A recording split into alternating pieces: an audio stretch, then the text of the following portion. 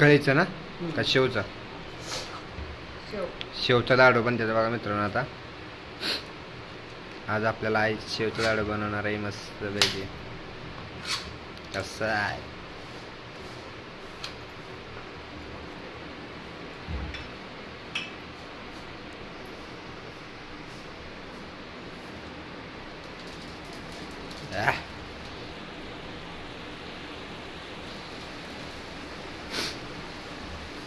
जबरदस्त.